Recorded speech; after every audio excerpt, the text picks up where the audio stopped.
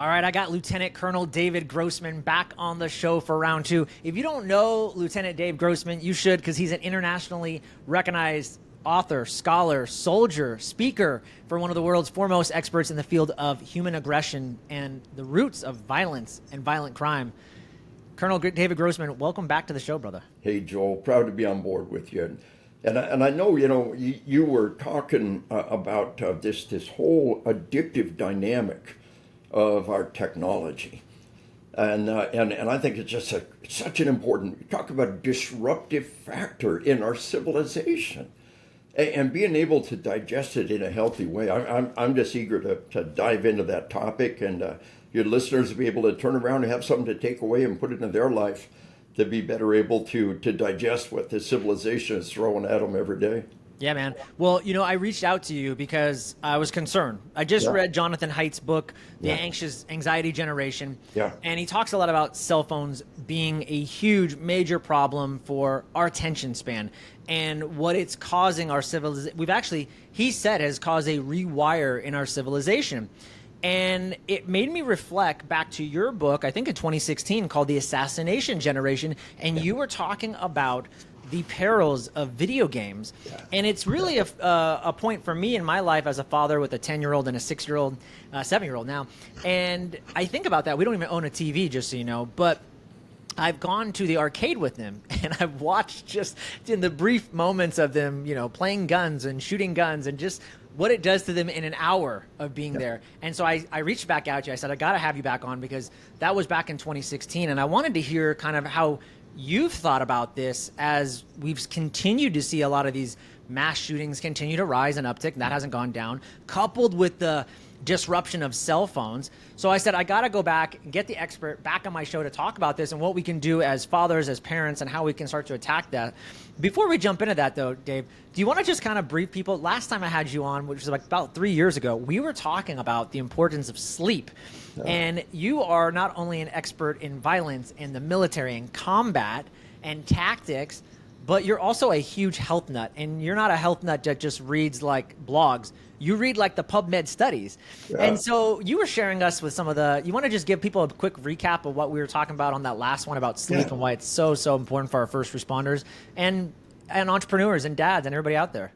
Thank you. And it's really important because it weaves back into the topic of the games and the cell phone. They all steal our sleep. The head of Netflix said their competitor was sleep. Their corporate policy is to steal your sleep. It's right up front. So, my dad started smoking in 1941 when he was 5 years old. He said he plunked a nickel on top of the counter, couldn't even look over the counter of the general store. 5 years old, plunked a nickel on the counter, bought a pack of Boulder tobacco and rolling papers, and started smoking 5 years old. And hey, candy rots your teeth, right? Candy rots your teeth. Yeah. And cigarettes are good for you. They believe that. They believe that, yeah. Yeah, here's a Viceroy ad that says, as your dentist, I would recommend Viceroys, I mean, they believe that. I love the old, by the way, I love the old ads you'll see of like cocaine and things like that too. It's the same thing. It's pretty funny. One, more doctors smoke Camels than the cigarette. So here's the point. They were happy to sell tobacco to a 5-year-old. And the entire battle with this industry, decade after decade, was stop selling this stuff to children and admit that it can do some harm. And that was the whole battle. We didn't ban tobacco. Well, when we talk about this other stuff, the first step is to protect our children from this stuff. And the impact on our children of sleep deprivation is mind-boggling. So, we talk about AI. Oh, AI is going to give us more time in our life. How will we spend that time? Well, what AI is going to do, it's going to allow them to make ever more addictive games, ever more immersive social media, ever more powerful videos. Like I said, the head of Netflix is just like the tobacco industry, wanting to sell this stuff to children. In the book, we talk about this. The brain scan studies of what video games do to kids. The violent video games put the kids in fight or flight mode. So it was in the book. In 2005, the state of California overwhelmingly voted to regulate children's access to violent video games. Hollywood said, we're good at this. Silicon Valley said, we're good at this. The state of California, 2005, Arnold Schwarzenegger was the governor. Arnold Schwarzenegger signed the law. These violent video games are putting kids in a fight or flight mode. We have the brain scan data. And the state of California overwhelmingly voted to regulate children's access. And the video game industry fought all the way to the Supreme Court. Now, this is something they want to shove down the memory hole. It's in the book. Yeah. And they conned 7 old men, 7 Supreme Court justices that never played Pong in their life. 7 old men just undid the California law and created a First Amendment right to sell any game to any kid at any age. You cannot stop us. But the dissenting opinions are really important. I think Clarence Thomas and Stephen Breyer both dissented. The only time I think those two ever dissented on the same side. Wow. But the state of California said, no, these things, the data's there. We got to protect kids. And the video game industry fought to the Supreme Court to sell these games to children. So here's just one aspect of what's going on that nobody can deny, is this epidemic of sleep deprivation. And sleep deprivation is a huge factor in suicide. You know, when you do a study, do an online, just do your own search, suicide and sleep deprivation. Boom, study after study. One of the best meta-studies on suicide said not only is sleep deprivation a key factor in suicide, it's the most remediable factor. Hey, we can't do much about your relationships right now. We can't do anything about your finances right now, but we can get you a good night's sleep right now. The thing to understand is sleep deprivation is just like being drunk. It is just like being drunk. It impairs your judgment. So suicide and alcohol have always been related. That alcohol is the most pervasive factor in suicide. Every living organism has a powerful drive to self-preservation. To intentionally take your own life, you have to have severely impaired judgment. So you got all these problems. You got relationships, you got finances, you got all these problems. You add alcohol, and boom, it's this toxic ingredient in which you take a temporary solution, a permanent solution, a temporary problem. But sleep deprivation is the same. It is pervasive. So suicides in children have exploded. If you're a parent, you should be scared sick about suicide. Teenagers, wow. 10, 11, 12-year-old teenage girls' suicide rate has tripled in just the last decade. And that was pre-pandemic. During the pandemic, almost all suicide rates for children almost doubled. Wow. If you give a dang about the wellness of your child, sleep deprivation is critical. The cell phones steal your kids' sleep. Now, do a quick aside on the technology. Every piece of technology had to be digested. So we had automobiles for 50 years before some genius said, kids shouldn't be driving these things. Oh, what an idea. So cell phones and children, boom, they don't need those. But listen, I teach cops in all 50 states. I teach school safety in all 50 states. And when we talk about the safety of our schools, what I tell people is this: get those cell phones out of your schools. And here's one reason, above all others.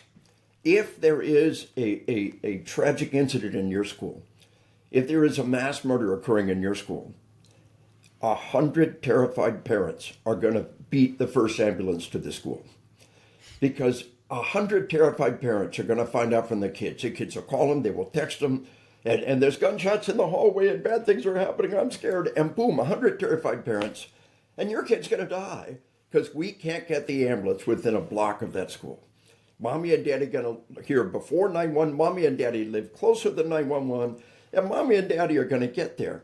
And your kid's going to die because we can't get the ambulance within a block of the school. But then, in the midst of this tragic event, the cell tower goes down because 1,000 people are trying to call out and 1,000 people are trying to call in. At a time when we need it the most, our cell commo goes out. All because the kids got those cell phones. And those cell phones are stealing their sleep. They cannot not answer that text message. I had a cop come up to me during a break in one of my presentations. I tell him, look, here's parenting 101 for the 21st century. When you send your kid to bed at night, take their cell phone away from them. No laptop in the room, no cell phone in the room. They have got to go to the room and sleep, because this is a major factor in suicides. So a cop came up to me. He said, I had one of those teenagers.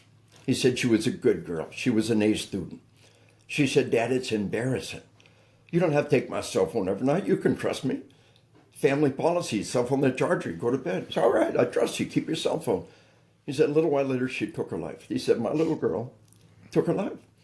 And he said, we never knew the hell she was living in. Now, he didn't say the age, but he said they're teenager, 10, 11, 12-year-olds. We never knew the hell she was living in until we looked at the text messages on her cell phone. Night after night of ceaseless, relentless, vicious bullying. And you can't just ignore that. We're not wired that way. He said it was heartrending to see her all night long, night after night, trying to defend herself, trying to find somebody to stand for. He said, I immediately understood. My little girl was bullied to death. What I didn't understand until now, she was sleep deprived, tormented, and bullied to death in front of my eyes, and I let it happen. He said, I can't ignore that text message in the middle of the night. How can we expect our kids to?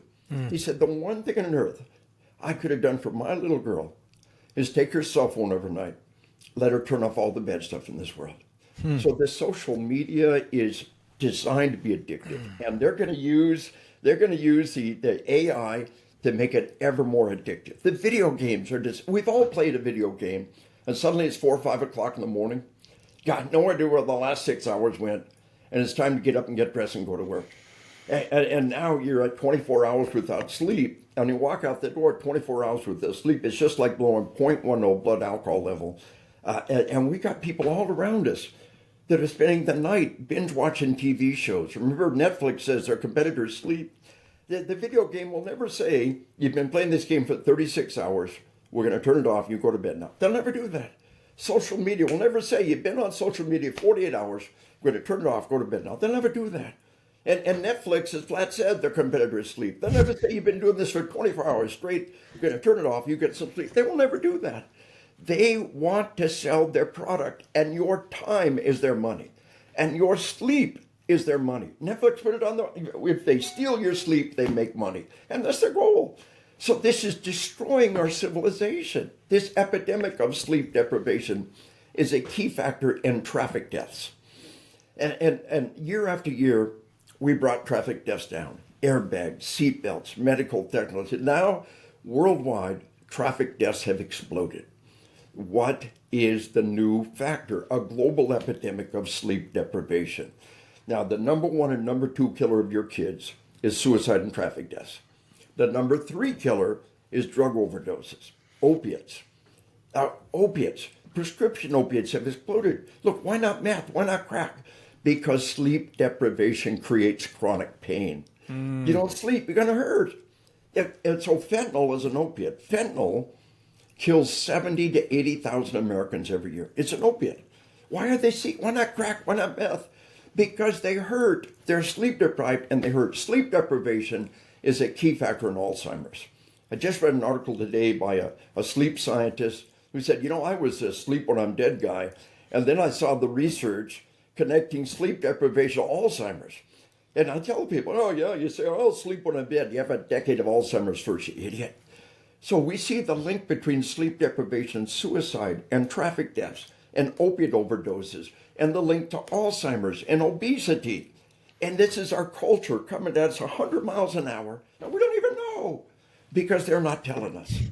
My wife and I, we sit down and we watch some show on Netflix, and there's ads about suicide, but they don't say the most important factor in suicide is sleep deprivation. They're not going to tell you that. No, of course not. This entire industry, cell phones, video games, social media, downloading, they're all focused on stealing your sleep and destroying you, and they don't care. Like selling tobacco to my dad when he was 5 years old.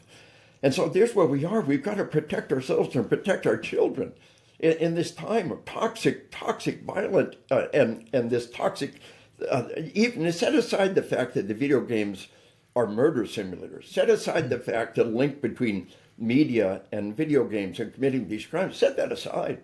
Just the sleep deprivation by itself is doing enormous tragic harm. And let us talk about the other aspect of what's happening. But does that all make sense from what you understand? Yeah, that's great. And I was just thinking, when you were talking in Jonathan Haidt's book, he talks about how I think Facebook was either sued or came out in a FOIA request. They actually saw that one of their big powwow meetings, one of the analysts said, hey guys, this is how we get people to tune back into our app because we don't want them to leave. And so they actually showed the craving cycle that they would use, and that's why they started having the likes and the follows, because they realized that people crave getting likes, and so they'd go back to their posts to see how many likes they're getting. So to your point, this is the cycle that they're creating. They're stealing your sleep, prefrontal cortex goes down, now you're making bad decisions. And so I love that. Really quick, before you go any further, I was just thinking to myself, what does a guy like you do? What are the habits and rituals? What are the boundaries that you set? You're a world-renowned speaker, author. You love to research as much as I do. You're doing podcasts on a regular basis. You've got to be connected to some tech on a regular basis to stay up to date with things that are going on. What are some of the habits, routines, and boundaries you set up? Or maybe you want to save that to the end when we kind of do our little punchline. But I was curious. This is good. First off, I try to practice what I preach with all my heart and soul. And I'm obsessive about getting enough sleep and getting quality sleep. Now, as adults, we need at least 7 hours of sleep a day. Now, the link between sleep deprivation and mental illness is huge. I teach school districts. I'd say, we need to do something about the mental illness, sleep. We need to do something about suicide, sleep. We need to do something about truancy, sleep. It just keeps coming back. This is the one thing we get our handle on. And so for my purposes, this is the single most preeminent factor in every day, getting enough sleep. Now, I'm on the road, I travel, sometimes I don't get sleep, but I shoot, the minimum for an adult is 7 hours a night. That's much more for children, depending on their age. I shoot for 9. I think there have been times in my life when I can sleep for 10, 12 hours. And the research is there, that might be a little harmful. So a recent change in my life, I set a 9.5 hour timer. And when 9.5 hours are up, it rings and I get up. And now the dynamic of quality sleep, sleeping with the sleep mask on, you may not get one more minute of sleep, but you got to sleep in total darkness. Amazon's choice for sleep mask, last I checked, has 85, and it's a good sleep mask, it's my favorite. It has 85,000 five-star reviews for a sleep mask. And wouldn't you like to get there one of our books? Wouldn't you like to have 85,000 five-star reviews for your book? Yeah. The stinking sleep mask. The one that's right behind it in popularity has over 60,000. It's the one my wife likes. So, my grandson goes off to college. What's most likely to kill my grandson? Suicide, traffic deaths, and drug overdoses. And he's seen my class. He's heard my class. What's the best gift I give my grandson? A good night's sleep. I sent him off to college with several different kinds of sleep masks. I said, find the one you like and use it.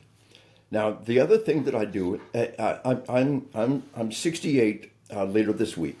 I'm pushing the envelope great. I'm in good shape, and I'm constantly pushing that envelope. But I think one of the wellness issues out there is melatonin.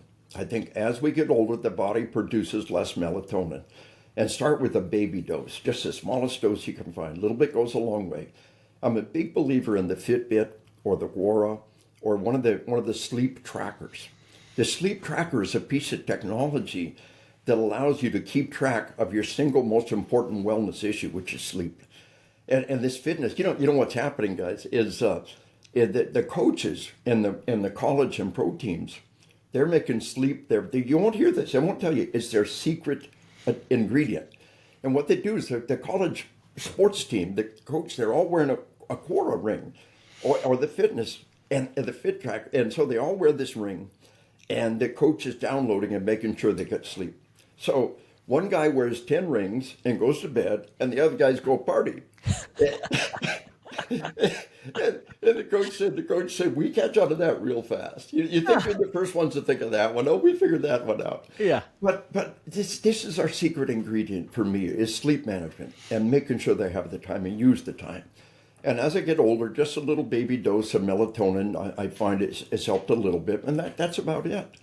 But this quality sleep, sleeping in total darkness. You may not get 1 more minute of sleep. Strive for at least 7 hours of sleep, and that's the minimum. And do it in total darkness. And teach your children to sleep in darkness. My second grade teacher told us cigarettes kill people. I went home and hid my dad's cigarettes. And if a second grade teacher tells you you need this amount of sleep, and you need to sleep in total darkness, they'll do it. So again, we go back. I'm teaching. I taught all of it was East Texas school safety seminar for just thousands of kids. Hundreds of schools. I told them. They said we need to do something about the mental illness. Well, teach them about sleep. And we got suicide. Teach them about sleep. And traffic death. Sleep. I tell them, look, odds are none of you had a kid murdered in your school. But I'll bet you've had kids suicides. I'll bet you've had traffic deaths. I'll bet you've had drug overdoses. I'll bet you got a problem with mental illness.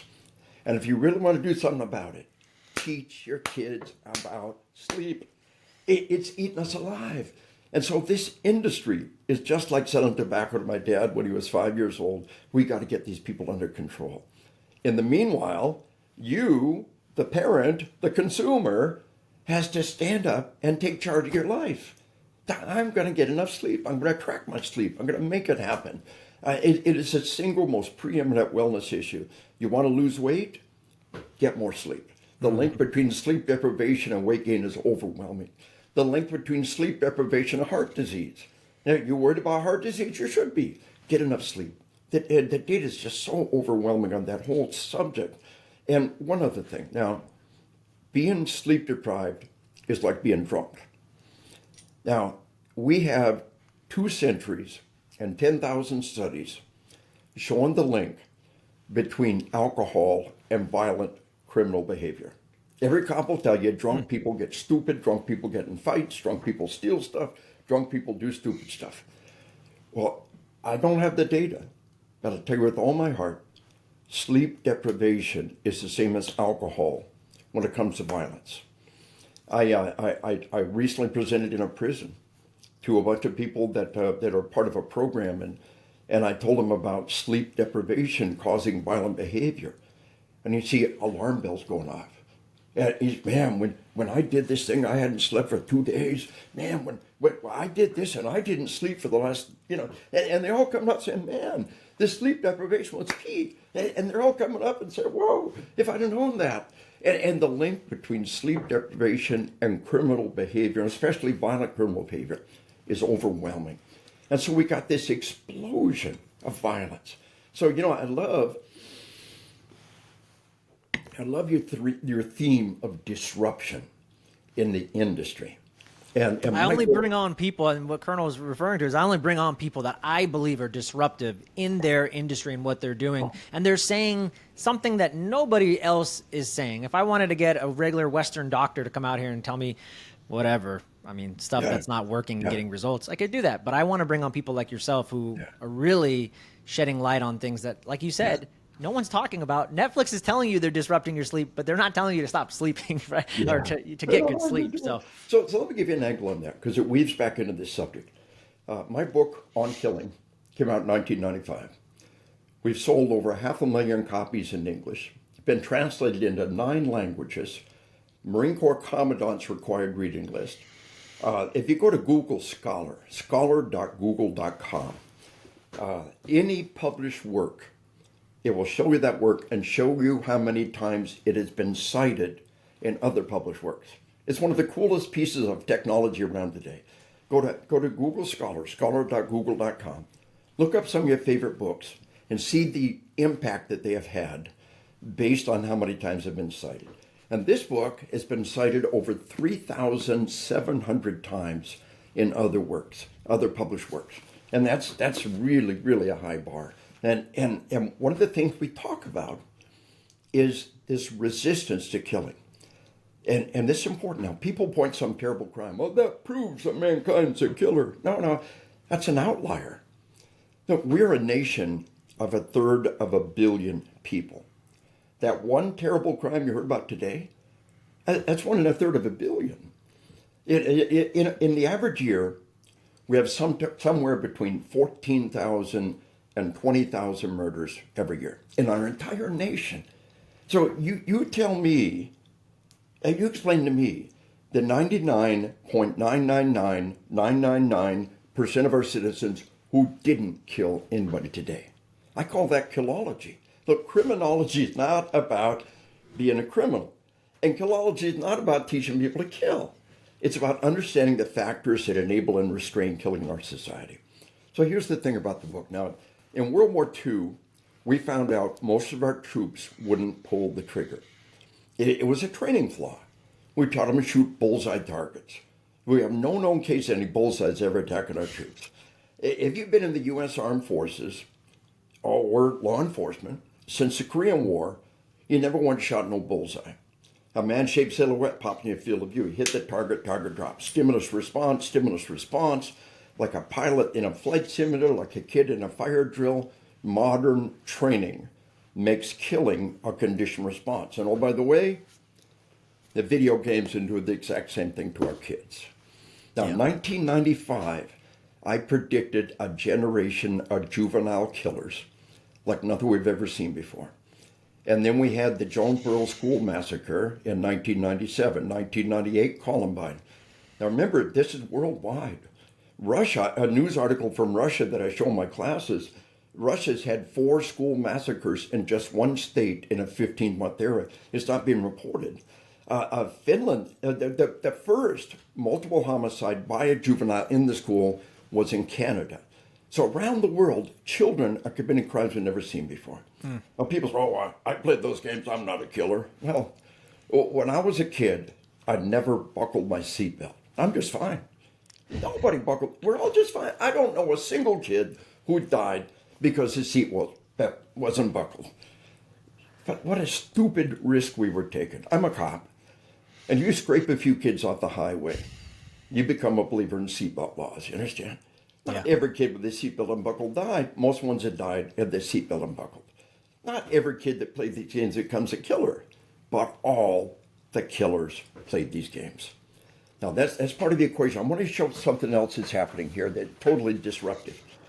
Is the degree to which the media is feeding these crimes by making these killers celebrities. Now, it's all about fame. And they're turning these killers into celebrities. The stuff I show my classes that the media's not telling. Here is, some of you may remember the Oxford, Michigan school massacre. This is the kid that their parents were put in jail, convicted for not taking action and trying to hide what their kid did. Oxford, Michigan school massacre, 4 dead, 7 wounded. Here's one of the entries in this kid's journal. I want the world to remember me. Wow. What's his motive? What's his motive? Fame. And the media feeds it to him. Let me show you another one. Here's the Parkland, Florida school killer. Now this is what this kid had to say. My name is blank. Never say the names. My name is blank. Parkland, Florida school killer. He said, this is the guy. He said, I'm going to be the next school shooter 2018. And when you see me on the news, you'll know who I am. When you see me on the news, you'll know who I am. What's this kid's motive? What's his motive? Fame. So I'll tell you what's coming next, Joel. I pray that I'm wrong. They have to commit ever more evil crimes to get our attention. Another elementary school massacre has been done 3 times. I'll tell you what's coming next. I pray that I'm wrong. It's a daycare massacre. Now, Belgium had a daycare massacre. Brazil just had a daycare massacre. China's had repeated daycare massacres. And when that daycare massacre happens, you watch the media turn that killer into a celebrity. You will see their face, you will hear their name, and that is wrong. So here's the right response. Some of us may remember the mosque massacres in New Zealand. This guy live streamed himself in 2 different mosques just slaughtering people. Wow. The Prime Minister of New Zealand said, this man did what he did for notoriety, for fame. He said, well, we'll not give it to him. She said, New Zealand will never say this man's name. New Zealand will never show this man's face.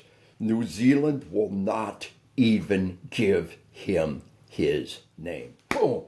Wow. Somebody gets it. Make him nothing. Make him nobody.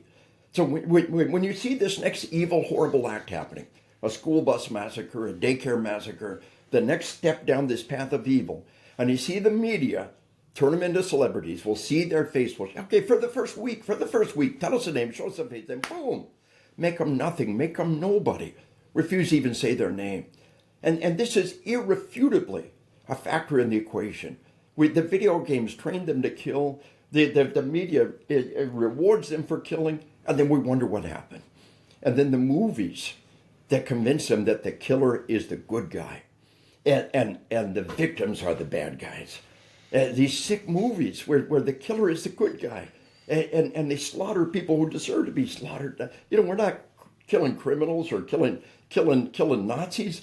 These are normal people being slaughtered and the killer's the good guy. And these movies set this theme of violence. So many times there's some movie the killer's seen 50 times. The Columbine killers watch the movie Natural Born Killers over 50 times. Now, prior to the 1980s, it was not possible to watch a movie 50 times. If it wasn't on TV, it wasn't in theater, you couldn't watch it. Mm-hmm. So these dynamics that are coming together, and the media saying, it's all about the guns, No, a lot of it's about you. And you turn these killers into celebrities. You tell them the killer's the good guy in the movies. You train them to kill as a conditioned reflex in the video games. We got the brain scan study to show what violent imagery does to children. And then you desperately try to point the finger somewhere else. And this is an evil, sick industry. But I think we'll come out the other end. We will protect ourselves. We'll protect our children. But we got to get the info out. And podcasts like this is how we get the info out. This is how we go through the roadblock that the mainstream media has to let people understand what's happening out there. Yeah, I love that because, even when I was reading your book, Assassination Generation, I was listening to you talk and I agreed with pretty much everything you were saying, but I was like, come on, Colonel. I was like, you mean to tell me that antidepressants don't have anything to do with killing? And you were like, you basically in the book, you're saying, Joel, not really. I mean, maybe a very small percentage, but that's not the only thing. One thing I wanted to highlight that you just mentioned, and we can actually talk about that, but you talked about we're not the predators that we think. We're made to kill. I think that's really interesting because I think what makes us apex predators is collaboration as humans, and that's what's actually allowed us to survive so long. One of the other things, having been a former police officer and working at the academy and actually working in the use of force division for San Francisco, when I got to see the data year after year of like what our use of force stats were, people would be very surprised because violence is sensationalized, like you'd said. But across the nation, I started to learn that police officers, including San Francisco, worldwide city, 96% of our contacts resulted in not a use of force. Cops were stopping people, like 300,000 people a day, to give you guys context. And the use of forces were like 3% or like I think 1% of all contacts. And and then when you look nationwide, you see the same thing. One last thing, Colonel. Understand that of those use of force contacts, less than 1 in 1,000 were guns. Yes. You understand? There's this tiny percentage, and then a tiny, tiny percentage of that is when they go to the gun. Most of the time, they just lay hands on them and they cuff them, or they might taser them or pepper spray them. And actually going to the gun is a tiny percent of a tiny percent. And that's important. Yeah, and I always tell people too, 1989 marked the Grand versus Connor, which was like the biggest, one of the we look at use of force in the context of police officers. Yeah. And it blew my mind to think up until 1989, cops had no framework for how to use force. It was just kind of like, hey, do your best and get this guy in custody, use your best judgment. And that blows my mind because cops have been around since the 18 Think about this. It wasn't until the 1970s that the majority of cops went to an academy. There you go. Think about that. And we think we'd be killing everybody. We had the right to do it. Why didn't we do it? Well, what they did, like Wyatt Earp, they kind of gave a cop a gun and a badge and cut him loose. Yeah. Seriously, think about that. Yeah. It's mind-boggling. So last year, we had an all-time record number of cops shot in the line of duty. And because of body armor and medical technology, we don't have as many dead, but an all-time record number of cops shot in the line of duty, and nobody knows that. So the number of dead cops, the number of shot cops has exploded. And we don't even know that. So one of the components, one of the areas where I think has been disruptive and transformational is to understand that the murder rate misrepresents the situation. The murder rate completely misrepresents because medical technology is saving it for more lives every year. Imagine if somebody said, your grandpa made 25 cents an hour. This job pays $25 an hour. You're making 100 times more money than your grandpa. Your BS meter goes off. Yeah. We all understand about inflation. But we say, oh yeah, murder's up, but it's not quite as bad as the 1960s. So I honestly, last week was able to sit in a room with people at the highest levels who were able to make this change, to start reporting. We report inflation-adjusted dollars, and we can report medically adjusted murders. And when we do that, it will transform the way we see our civilization. Now, everybody gets it in one sentence. Medical technology holding down the murder rate. The number of dead people underestimate the situation year by year, just like inflation. Boom, we get it. But nobody around the planet is dealing with it. So just like we have inflation-adjusted dollars, we need medically adjusted murders. And that will transform our civilization. And when you look at it that way, it's bad. It's crazy bad.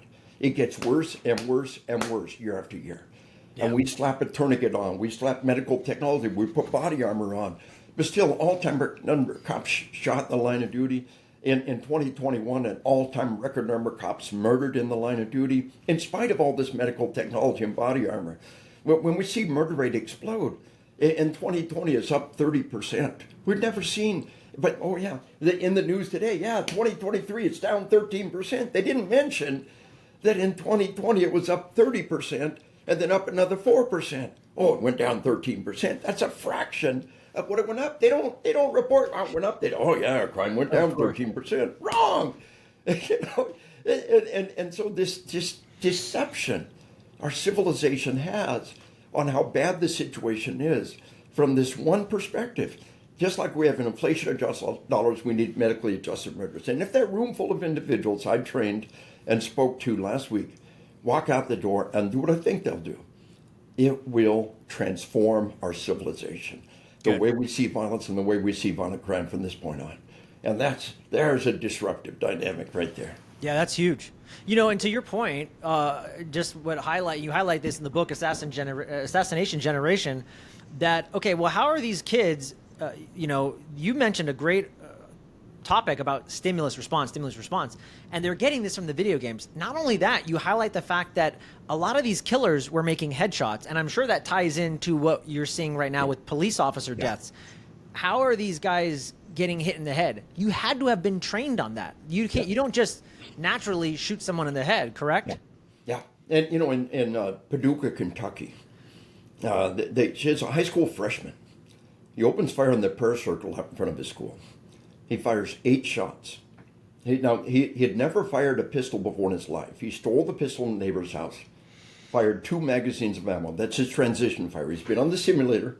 His family is a very well-to-do family. They took a 2-car garage and turned it into the kids' playroom. And they lined it with arcade games, one of which is point-and-shoot arcade game. They gave bonus points for headshots. So he's had hundreds of thousands of rounds on the simulator. He fires 2 magazines of ammo with this gun. This is the transition fire from simulator reality. He opens fire, Paducah, Kentucky. This is a year after Columbine. Fires 8 shots on 8 different kids. After the first shot, they're all moving targets. 8 shots, 8 hits on 8 different kids. 5 of them are headshots. The other 3 are upper torso. Now he put 1 .22 caliber slug in 8 kids, and 3 of them were KIA, one of them paralyzed for life. Medical support was there in minutes. 1 bullet in 8 different kids. 3 of them were dead right there. All the medical support in the world couldn't save their lives. 1 of them paralyzed for life. The other 3 torso shots. 8 shots, 8 hits. Now, modern video games train to keep shooting till the target falls. But that generation of video games taught 1 shot, 1 kill, and bonus points for headshots. This is what he was trained to do. I tell the most elite spec ops about 8 shots, 8 hits on 8 different targets, with 5 of them headshots. And it's mind-blowing. It's hard to even comprehend the marksmanship skill. And it was trained on the simulator.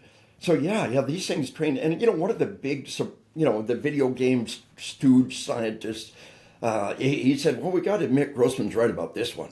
If we say flight simulators teach how to fly, we got to admit that these gun simulators teach you to shoot. We can't deny that.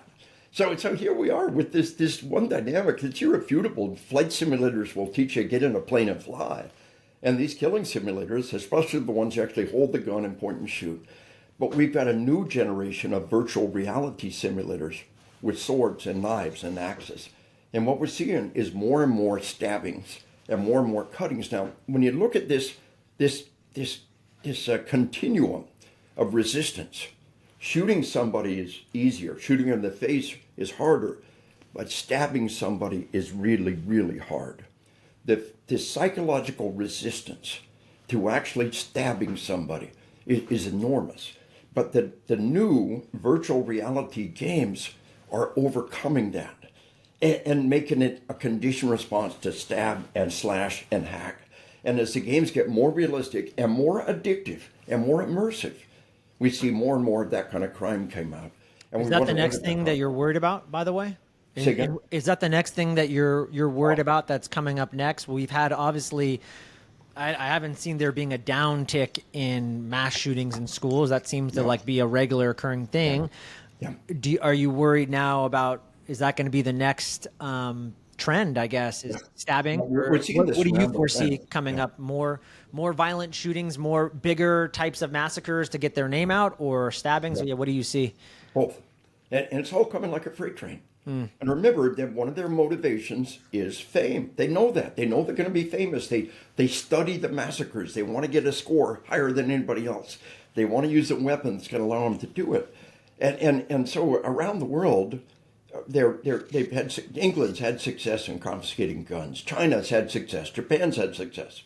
But what England and Japan and China are seeing is an explosion of knife massacres.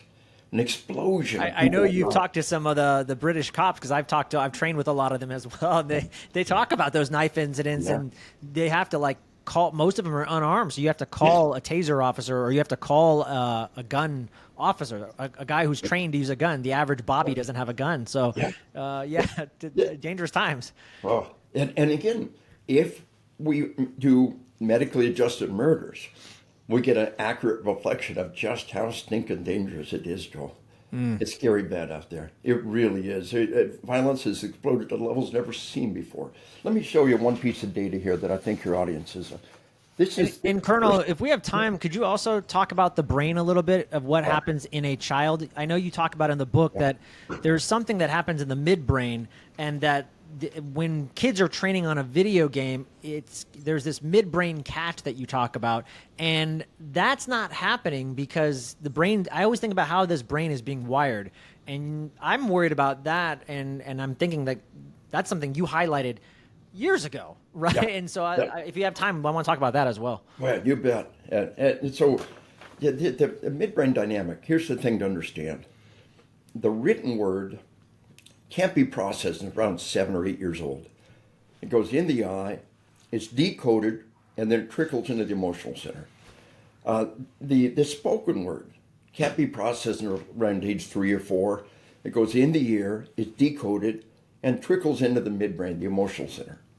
But violent visual imagery goes straight into the eye and straight to the midbrain, straight to that emotional center.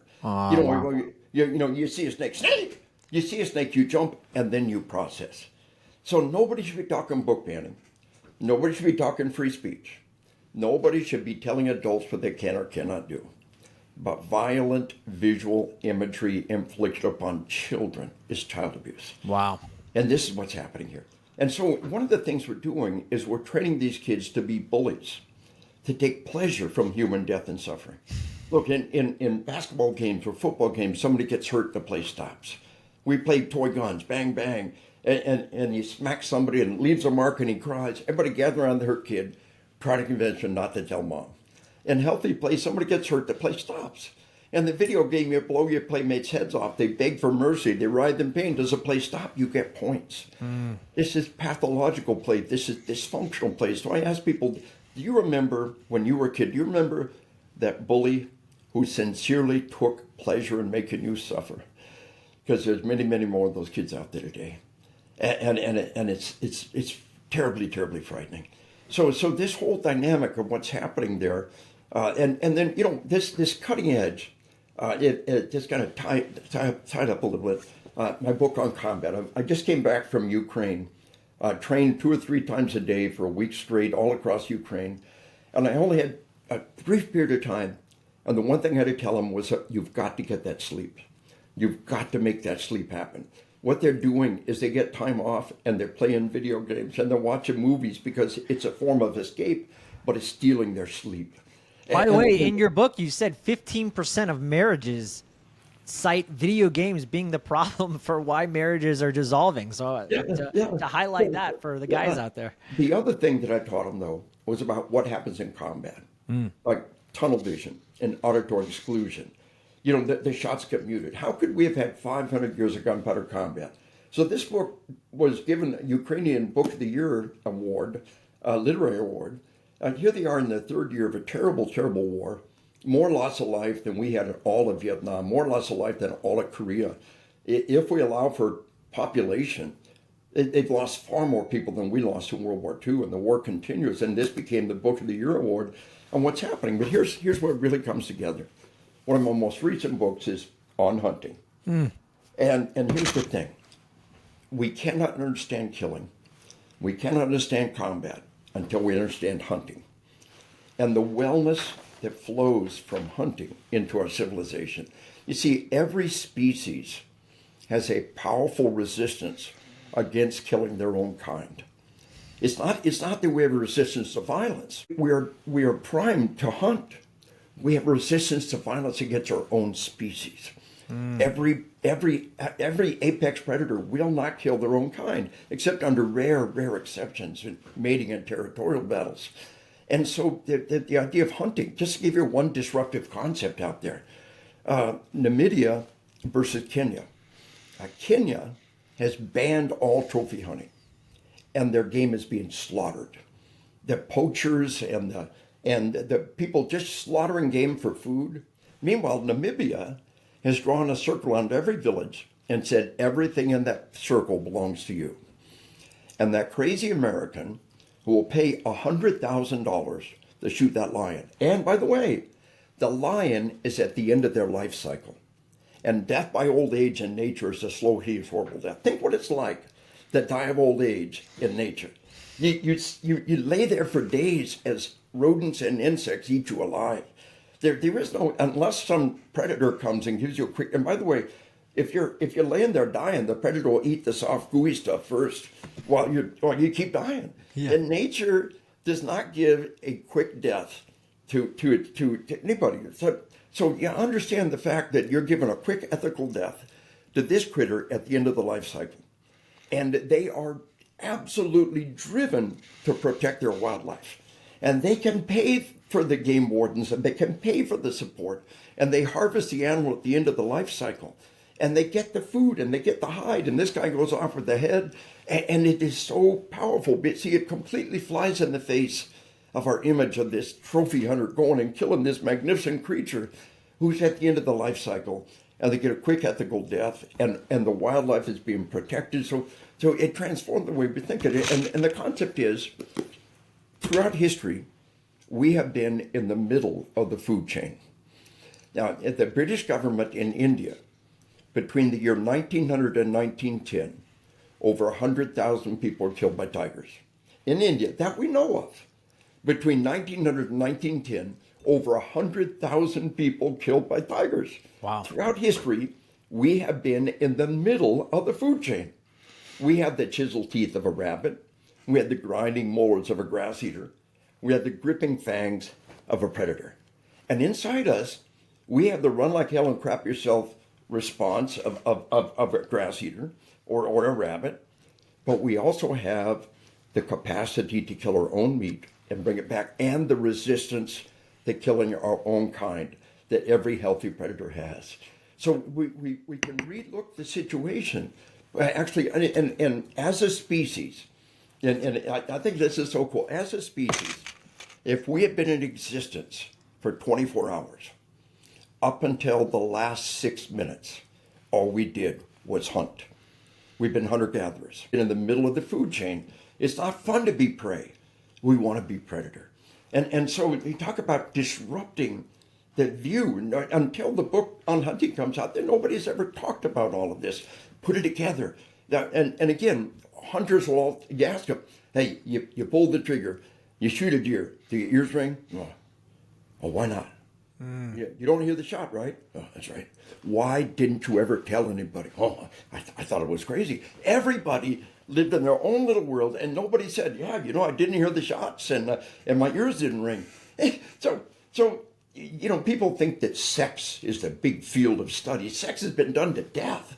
You want to really study a field and make a contribution? You want to disrupt civilization? Study killing, study combat, study hunting, and see what really happens inside the mind and body of human beings in life and death. And that's what it's been about for me.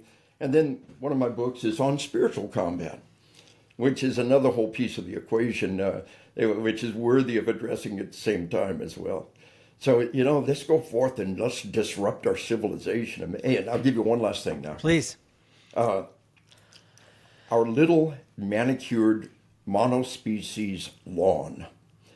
Now, first thing we do is we hammer that lawn with chemicals to kill every other species and for it to fertilize. That all by itself is the most harmful thing we do. And then we mow that lawn, and we've got this monospecies. What we need in our lawn is biodiversity. And we need, if you let your lawn grow twice as long, you get double the carbon capture. You can't control it you can't control what some corporate it does, but you can control what happens to your front lawn. And you can grow it longer, you can make it biodiversity, you can stop hammering it. If you want to have one species that tall, just put in AstroTurf. It's far better for the ecology than your hammer with chemicals and mowing it and demanding it. So 100 years from now, they're going to say, why did they do this? Why did they all have to cut their grass just that tall and only one species? Well, why did they do that when it was doing so much harm? So, there's lots of room out there to disrupt our civilization still. And we look at the lawn, and 100 years from now, they say, were they all crazy? Why did they do that? And we're out there worrying about the ecology and worrying about the planet, and we keep hammering our lawns with these chemicals, and we mow them, and we do all this stuff. No, let biodiversity flow. Let it grow as long as your city will let it grow. I talk about meadowing. I think that I shall never settle in a lawn as nice as any meadow. So one piece of little doggerel that I created there, and the idea of meadowing. I'm going to turn my lawn into a meadow. Now, you got to mow it at least once a year. The trees will take over. But, and bale that, and make it food and instead of polluting the environment. So all around us, there's room for disruption. And go out there and be disruptive. And Joel, your podcast is one of the coolest things happening out there. As you just gather from all these different directions, I look at the people who have been on your podcast, and what an achievement. What an awesome thing to do. So all you people out there, you're in the right track. You're listening to the right podcast. You got your mind right. You got your heart right. And we go out there and we disrupt our civilization and make people rethink the way they look at the world. I love it. I appreciate that. Maybe that'll be your next book on meadowing, on combat, on hunting, on meadowing. Lieutenant Colonel David Grossman, for people that don't know, if they don't know you by now, but where can they follow you on social media or connect with you online, either getting your books or just follow all the cool things that you're up to? Yeah, GrossmanOnTruth.com. The website is GrossmanOnTruth.com. On Facebook, Lt.Col Dave Grossman, and we're there. We're active in all kinds of different places on Facebook. Lt.Col Dave Grossman, but just go to GrossmanOnTruth.com, with the truth on killing, the truth on combat, the truth on hunting, the truth on spiritual combat, and I think it'll give you a lot of ammo. And I'm honored how you remembered Assassination Generation and how it wove in. I was invited to the White House 2 different times, once by the president, once by the vice president. Had a chance to put one book in the president's hand, one book in the vice president's hand, and that book was Assassination Generation. And I'm so honored that you come back around and give us a chance to talk about that subject again. Yeah, I appreciate you, and I think it's gonna, just like On Combat was and On Killing. I think it's decades ahead of its time, and we're not talking about it enough. So I'm really pleased that we were able to highlight it again.